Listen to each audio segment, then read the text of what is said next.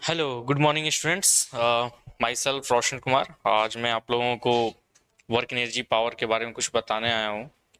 सो इस पे डिस्कस करते हैं। तो सबसे पहले आपका इग्नाइट क्लासेस में बहुत बहुत स्वागत है। तो आज की क्लास में हम लोग पढ़ने वाले हैं वर्क एनर्जी एंड पावर। तो फर्स्ट ऑफ ऑल हम लोग यहाँ पे समझेंगे कि वर्क एनर्जी और पावर होता क्या है। तो ध्यान देते हैं। Work energy and power frequently use in everyday life, ये जो कॉन्सेप्ट है ये हम लोग प्रतिदिन अपने दिनचर्या में यूज करते हैं। Work energy and power. Energy का मतलब होता है ऊर्जा, वर्क का मतलब होता है कार्य, और पावर का मतलब होता है शक्ति। बिना एनर्जी यानी कि ऊर्जा का आप कोई भी वर्क नहीं कर सकते हैं। आप वर्क कर सकते हैं तो उसके लिए आपको पावर की जरूरत पड़ेगी। मतलब आपको पावर कितना लगाना है, स्ट्रेंथ कितना है उसमें, ये हमको डिसाइड करते हैं इस चैप्टर में। तो इस चैप्टर में हम लोग ये पढ़ने वाले हैं कि वर्क एनर्जी एंड पावर क्या होता है। तो फर्स्ट ऑफ ऑल इसको एक बेहतरीन एग्जाम्पल के साथ समझते हैं कि ये है क्या। जैसे आप स्क्रीन पे देख सकते हैं कि एक किसान है जो खेत में काम कर रहा है, लाइक कुदाल चला रहा है, कुछ वर्कर्स भी हैं साथ में, और भी किसान सारे मिल करके खेत में काम कर रहे हैं। आप यहाँ पे देख सकते हैं कि ये जो वर्कर हैं ये फील्ड में काम कर रहे हैं, ये कुछ ना कुछ वर्क कर रहे हैं। तो इनको एनर्जी की जरूरत पड़ेगी। एनर्जी भी कैसी एनर्जी की जरूरत पड़ेगी, जो इनपुट खा रहे हैं ये, उसके साथ में इसको परफॉर्म करके दिखा रहे हैं, यहाँ पे वर्क कर रहे हैं, साथ में अपना पावर भी लगा रहे हैं खेतों में। एक महिला है, वो एक कुआं से पानी लेकर के आती है। मतलब जैसे कि एक कोई अगर हम बात करें, एक महिला है, वो अपने घर गांव में ऐसा अक्सर देखा जाता है कि लोगों को काफी दूर से पानी लेके आना, क्योंकि होता क्या ना, जनरली आज भी बहुत सारे गांव में ऐसा है कि जहाँ पे अगर हम बात करें तो एक कुआं होता है किसी एक विलेजर्स का, मतलब एक गांव है तो उसका एक कुआं, या फिर कुछ घर कुछ डिस्टेंस में मात्र एक कुआं अवेलेबल होता है। तो वहां से कुछ औरतें क्या करती हैं कि मटका लेकर, मतलब जो जो भी पानी लाने का जो भी उनके पास वेसल्स उपलब्ध है, वहां से वो पानी लेकर के आती हैं। अगर मान लें कभी ऐसा हो जाए कि ये जो पानी लेकर के आ रही हैं और कभी अचानक सूखा पड़ जाए, ड्राउट आ जाए, तब क्या होगा। तो हो सकता है कि जो उससे आसपास में जो नेक्स्ट कुएं होंगे जहां पे पानी उपलब्ध है, वहां से लाना पड़ेगा। तो अब इनके किलोमीटर की जो फासली वो बढ़ जाएगी, काफी ज्यादा हो जाएगी। पहले थी, अगर मान लेते हैं पहले 400 मीटर से लेकर के पानी आती थी, तो अब हो सकता है कि इनको 800 मीटर तक जाना पड़े, 1000 मीटर तक जाना पड़े, 1 किलोमीटर तक या 2 किलोमीटर तक जाना पड़े। ऐसा भी हो सकता है। तो अब इनको वर्क भी ज्यादा करना पड़ेगा, एनर्जी भी ज्यादा लगेगा, और इनको पावर भी ज्यादा लगेगा पहले के कंपैरिजन में। पहले था कि कुछ जो गांव में 400 मीटर था वहां से पानी लेकर के आती थी, लेकिन अब हो गया उनसे ज्यादा। ये भी तो हो सकता है केस। तो केस किसी भी प्रकार का हो सकता है, लेकिन सब में वर्क एनर्जी एंड पावर के काम है। मैं यहाँ पे अभी क्लास ले रहा हूँ, डेट मीन्स मैं भी तो यहाँ पे कुछ ना कुछ वर्क कर रहा हूँ। मुझे भी तो कुछ ना कुछ एनर्जी की जरूरत फिर पड़ेगी, कुछ ना कुछ पावर मैं यहाँ पे लगा रहा हूँ, तब आपको मैं समझा पा रहा हूँ, आप समझ पा रहे हो। तो यही है हमारा वर्क एनर्जी एंड पावर। इस चैप्टर में क्लास 11th में बहुत इंपॉर्टेंट, बहुत खूबसूरत खूबसूरत टॉपिक्स के बारे में हम लोग डिस्कस करने वाले हैं कि आखिर है क्या पावर, वर्क और एनर्जी। तो सबसे पहले हम लोग वर्क के बारे में देखते हैं। वर्क है क्या, उसके फार्मूला, उसके न्यूमेरिकल्स पे हम आज बात करने वाले हैं। तो ये बेहतरीन होने वाला है, ये चैप्टर बहुत खूबसूरत होने वाला है। चलिए अब हम लोग ध्यान देते हैं। सबसे पहला जो हमारा टॉपिक आने वाला है आपकी स्क्रीन पे, वो है work done by a constant force. आइए चलिए देखते हैं इसको। ये रहा उसका, ये फर्स्ट पेज में हमारा इंट्रोडक्शन है, जो अभी हम लोगों ने अभी आपसे हमने डिस्कस किया कि एक किसान है जो कि खेत में काम कर रहा होता है, और एक महिला है जो कि कुछ दूर अपने घर के लिए पानी लेकर के आती है, लेकिन एक कंडीशन आता है कि ड्रॉट आ जाता है, मतलब कि एक सूखा पड़ जाता है। तो जब सूखा पड़ने के बाद पानी का लेवल खत्म हो जाता है, पानी बिल्कुल नहीं होता है कुआं में, तो वो जा करके कहीं और से पानी लेकर के आती है। तो उनकी एनर्जी की जरूरत एनर्जी ज्यादा पड़ेगा, वर्क ज्यादा करना पड़ेगा। तो ये ओवरऑल कॉन्सेप्ट है। इसमें लास्ट में कहता है कि work is said to be done when a force is applied on the body displaces the body through a certain distance in the direction of force. इस लाइन का हम लोग मतलब अगले स्लाइड में समझेंगे, जो कि कुछ इस तरह से है। सबसे पहले मान लेते हैं मेरे पास दो ब्लॉक है।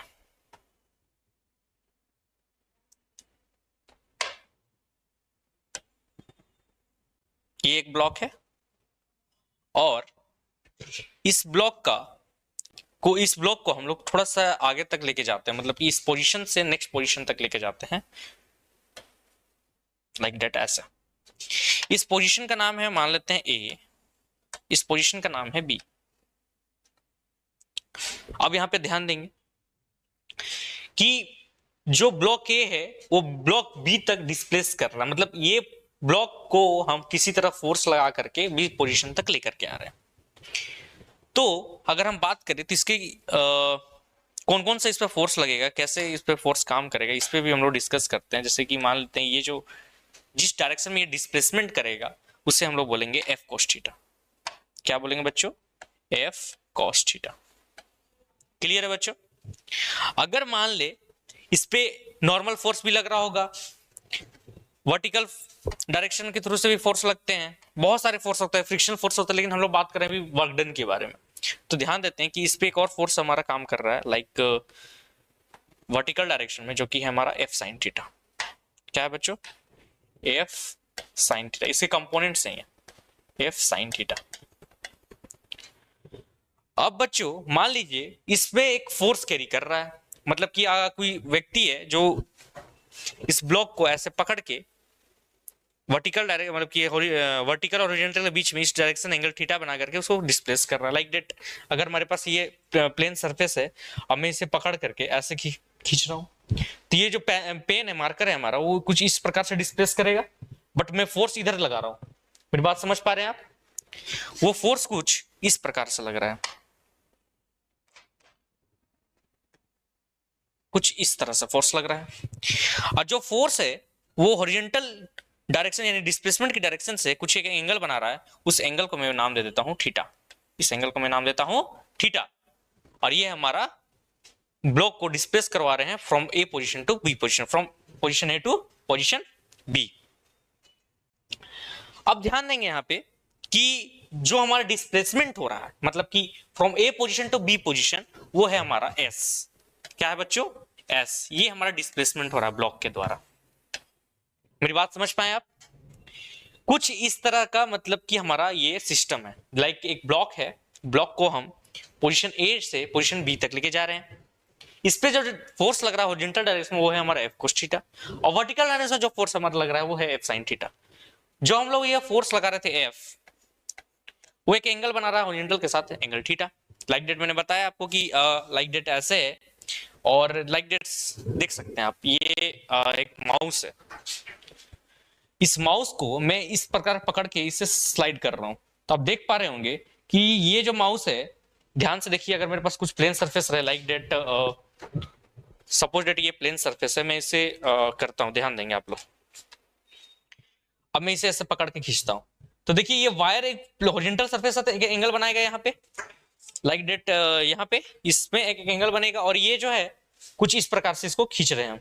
तो ये ब्लॉक भी उसी तरह से खींचा जा रहा है, और जो डिस्प्लेसमेंट हो रहा है वो जितना दूरी तय कर रहा है उसको मान लिया हमने एस। आप समझ पाए? कोई बात नहीं, मेरे पास कुछ प्रैक्टिस उस तरह का अवेलेबल नहीं था अभी फिलहाल, लेकिन आप समझ गए होंगे मैं आई थिंक। तो यहां पे अगर हम बात करें, हमने क्या किया कि वो जो ब्लॉक था उसमें जो फोर्स लग रहा था उसे हमने माना एफ। वही लिखता है यहाँ पे, let a constant force F. इस कांस्टेंट फोर्स का हमने नाम क्या दिया बच्चों? एफ। ये फोर्स हमारा कांस्टेंट फोर्स है, इसका नाम क्या है? एफ, जो कि आप इस स्लाइड पे देख पाओगे ये। Okay,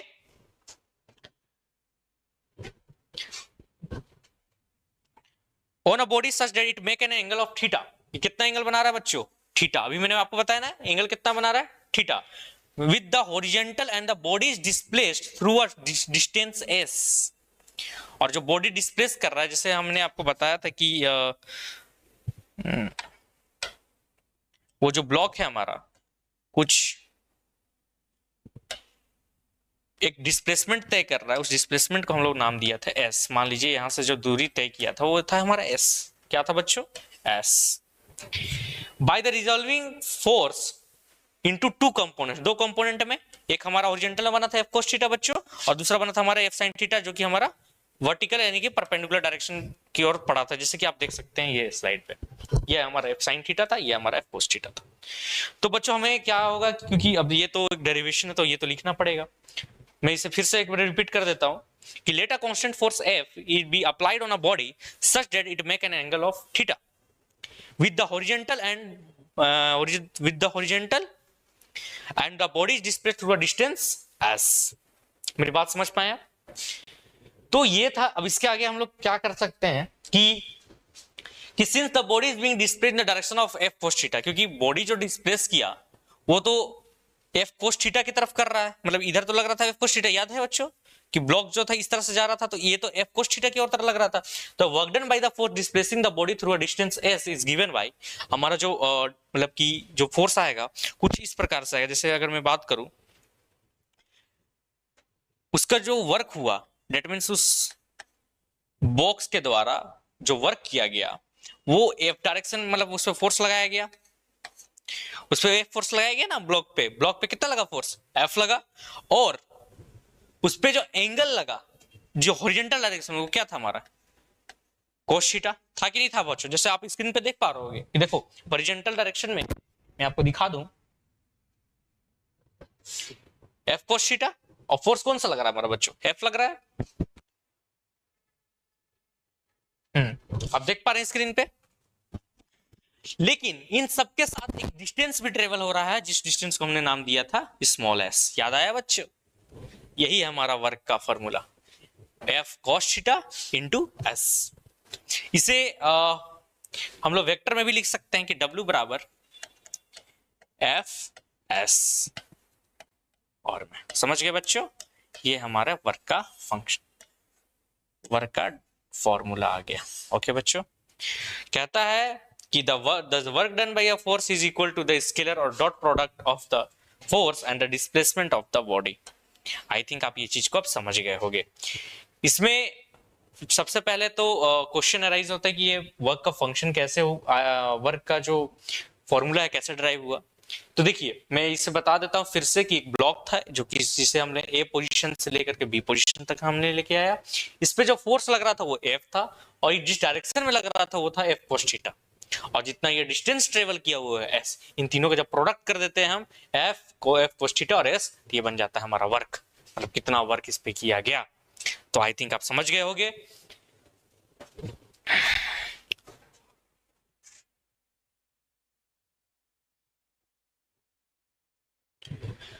Next, it is the definition of work. The work done by a constant force is the product. Product means sum. मतलब कि एक्चुअली हुआ ये कि W बराबर F S, the product of force। क्या बच्चों? फोर्स, मतलब कि किसका प्रोडक्ट, फोर्स का प्रोडक्ट और साथ में डिस्टेंस का प्रोडक्ट। जब भी किसी भी बॉक्स में या किसी भी ऑब्जेक्ट में फोर्स लगे और कुछ डिस्टेंस तक लगे तो वही हमारा वर्क डन कहलाता है इन द डायरेक्शन ऑफ फोर्स। मेरी बात को समझ पाए कि नहीं समझ पाए बच्चों आप? दैट इज द हमारा वर्क फंक्शन।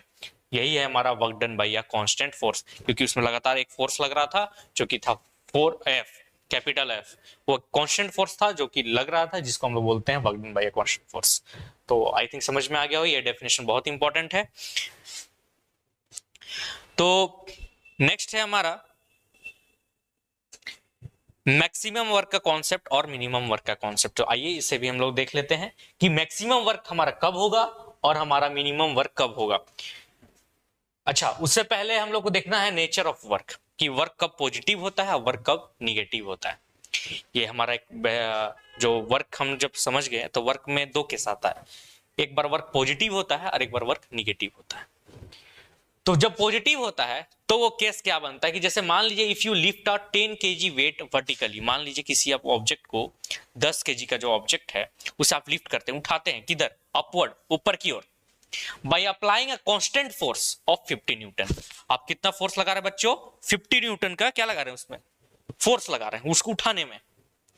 और हाइट कितना है बच्चों? 2 मीटर, 2 मीटर तक उठाते हैं। तो you did 100 joule of positive work. ये तो आंसर आ गया। कैसे आया मैं बता दूं, वर्क बराबर क्या होता है बच्चों, F इंटू एस। होता है कि नहीं होता है? मैंने अभी जस्ट बताया आपको। वर्क का वैल्यू कितना है बच्चों, वर्क का सॉरी फोर्स का वैल्यू कितना है बच्चों, 50 न्यूटन, और डिस्टेंस कितना है, मतलब हाइट कितना है, 2 मीटर।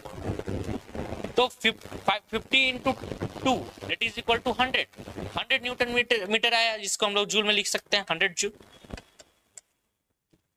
इट्स मींस ये 100 जूल आप समझ पा रहे हो कहां से आया, ये 100 जूल कहां से आप समझ पा रहे हो, ये 100 जूल जो वर्क हुआ ये पॉजिटिव वर्क हुआ। कैसा वर्क हुआ बच्चों, पॉजिटिव वर्क। मेरी बात क्लियर है कि एक बंदा है, आप उसको वो 10 केजी का वेट को उठाता है, अपवर्ड ऊपर उठाता है, 2 मीटर हाइट तक उठा लेता है और फोर्स लगाता है वो 50 न्यूटन का, तो वर्क उसमें होता है 100 जूल का। ये जो कॉन्सेप्ट है ये है हमारा पॉजिटिव वर्क का कॉन्सेप्ट। मेरी बात समझ पा रहे हो। नेक्स्ट निगेटिव वर्क को देख लेते हैं पहले, कि the ball moves in the opposite direction of gravity. मान लीजिए ये हमारा अर्थ है और कोई एक बच्चा क्या करता है, अर्थ के ऊपर से, मतलब अर्थ पे ही हम लोग तो जनरली बात है अर्थ पे ही रहते हैं, तो कोई बॉल को ऊपर की ओर फेंकता है। मान लीजिए आप जैसे बॉल फेंकते हो ऐसे ऊपर, तो अगेंस्ट द ग्रेविटी है, इसी को हम बोलते हैं निगेटिव फोर्स। यहाँ पे लिखता है the ball moves in the opposite direction of gravity, so the gravitational force perform the negative. जो ग्रेविटेशनल फोर्स लगेगा वो कैसा लगेगा, निगेटिव। मेरी बात समझ पाए बच्चों। ये हमारा पॉजिटिव वर्क का कॉन्सेप्ट और निगेटिव वर्क का कॉन्सेप्ट, ये दोनों हमारा था। ये था हमारा पॉजिटिव वर्क, आप देख पा रहे होगे स्क्रीन पे, आप नोट डाउन कर लेना जरूर। और ये हमारा निगेटिव वर्क, मैंने पहले बताया था कि बहुत इंपॉर्टेंट चीज हम लोग पढ़ते हैं। अब हम लोग आते हैं कि जब हम लोग किसी भी जब भी कोई काम करते हैं तो मैक्सिमम कब होता है, मतलब सबसे ज्यादा मैक्सिमम कब होता है वर्क, कितना मैक्सिमम वर्क हम क्या मैक्सिमम कर पाएंगे। हमको जब लगे कि हाँ हमने जो कार्य किया वो मैक्सिमम रेंज है किया, और हमने जब कार्य किया तो मिनिमम रेंज है किया। सब क्वेश्चन भी आते हैं एग्जाम में, तो उसको देख लेते हैं। तो ये है हमारा मैक्सिमम का कॉन्सेप्ट। हमने देखा था अभी जस्ट हमने फॉर्मूला देखा कि W बराबर F cos थीटा था बच्चों, और इंटू S था। अगर मान लीजिए यहाँ पे cos थीटा मैक्सिमम तब हो सकता है जब cos थीटा कितना हो, 1 हो। और cos थीटा 1 कब होता, आप पढ़े होंगे ट्रिग्नोमेट्री में बच्चों।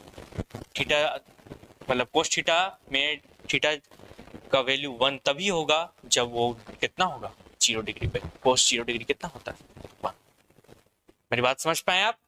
तो हमारा जो बनेगा, तो W बराबर F cos थीटा के जगह पे 0 डिग्री, मतलब 0 डिग्री जब इस पे लगाया जाए एंगल के साथ और डिस्टेंस जो रहेगा, तो ये हमारा मैक्सिमम वर्क हो गया यहाँ पे बच्चों। यही हमारा यहाँ पे मैक्सिमम वर्क यहाँ पे परफॉर्म होगा। It's means that force does maximum work when angle between the force and displacement is 0। जब भी डिस्प्लेसमेंट पे बन रहा एंगल और फोर्स के बीच बन रहा एंगल, फोर्स और डिस्प्लेसमेंट के बीच जो बन रहा था हमारा एंगल, वो हमारा जब 0 डिग्री हो जाए, जब क्या हो जाए, 0 डिग्री हो जाए, वही हमारा मैक्सिमम वर्क होगा। मतलब समझ पा रहे हैं। एक बार मैं आपको प्रीवियस स्लाइड की ओर ले चलता हूं, आपको मैं दिखाता हूं एक बार।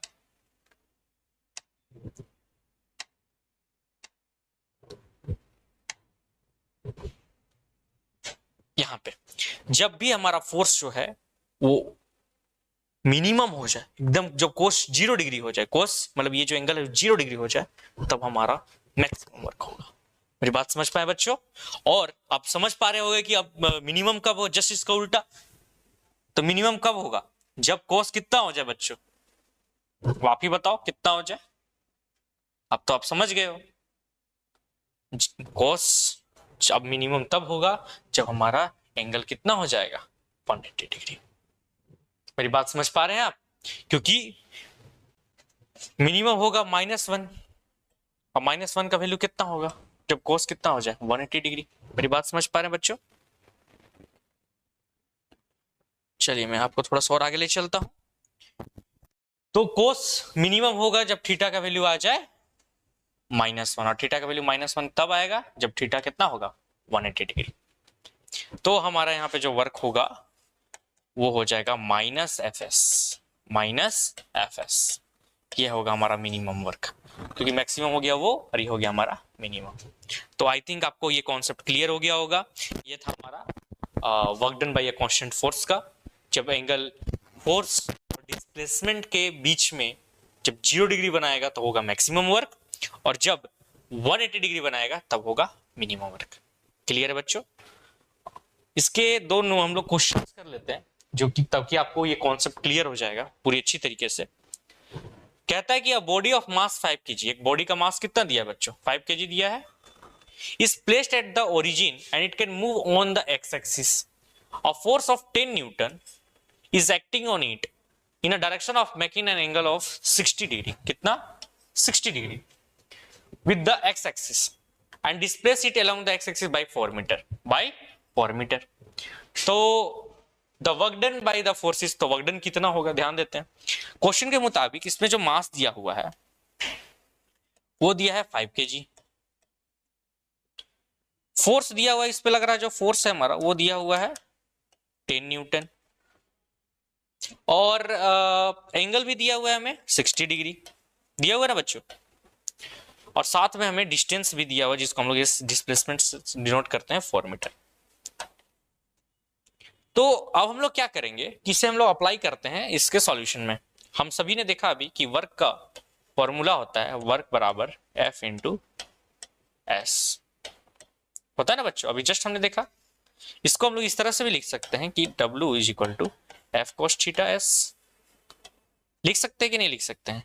W बराबर F कितना दिया है बच्चों हमारा 10 दिया हुआ है, 10 न्यूटन, कोस थीटा कितना हो गया कोस 60 डिग्री इंटू 4। तो अब हमारा जो W है इसका जो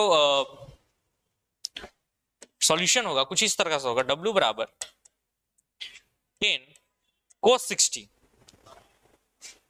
कोस 60 का वैल्यू आप ही लोग बताए कितना होता है 1/2 इंटू 4, 2 × 2 2 2 4। तो हमारा वर्क का जो आया आंसर 10 2 20 जूल। कितना आंसर आया 20 जूल। किसी को कोई डाउट है बच्चों?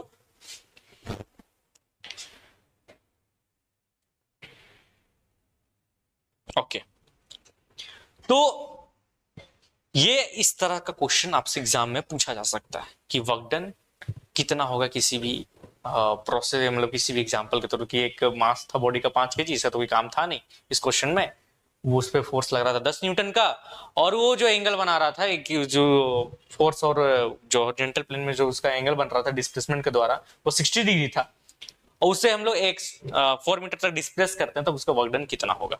तो वर्क डन होगा हमारा W बराबर F इंटू एस, जो कि हमारा 20 जूल होगा। कोई दिक्कत बच्चों यहां तक आपको समझ में आया? तो ये हमारा, आप इसे नोट डाउन कर सकते हैं कॉपी में।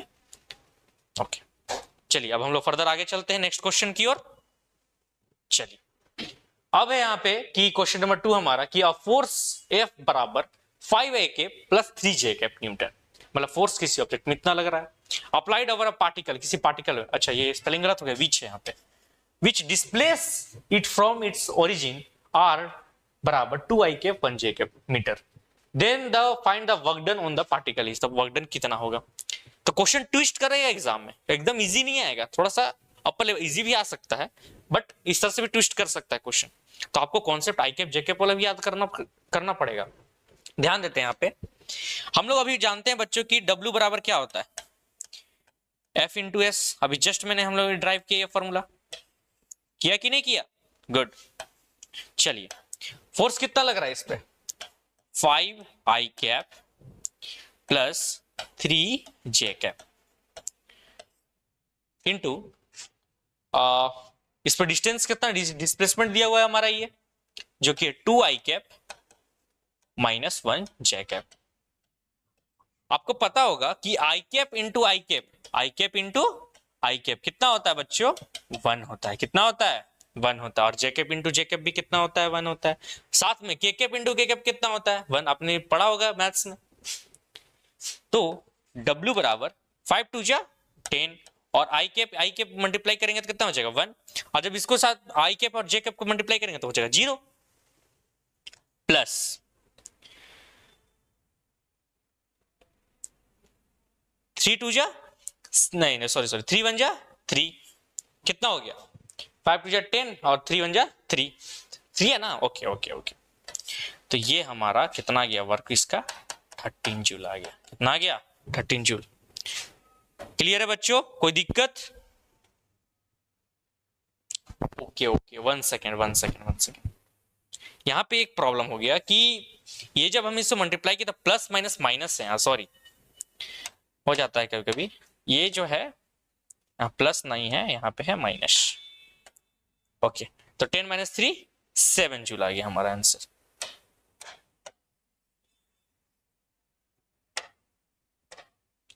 W बराबर 10 minus 3 is equal to 7 joule. Okay, ऐसा इसलिए हुआ क्योंकि यहाँ पे प्लस और यहाँ पे माइनस, यहाँ ध्यान देना, देखो ऐसे भी एग्जाम में गलत होगा बच्चों, तो ये सब चीजों को ध्यान देना है एग्जाम। तो ये था हमारी आज की क्लास की अंतिम न्यूमेरिकल, और ये हमारी कुछ टॉपिक थी जिसको आपने समझा होगा, बहुत छोटी सी टॉपिक थी। उम्मीद करता हूं आपको समझ में आया होगा। अगर किसी को कोई डाउट रह गया तो आप कमेंट में हमसे पूछ सकते हैं। ये था हमारा वर्क डन बाय या कांस्टेंट फोर्स का पूरा कॉन्सेप्ट। तो मिलते हैं नेक्स्ट क्लास में, तब तक के लिए थैंक यू सो मच और welcome to Ignite class once again. Next video में फिर से मिलेंगे।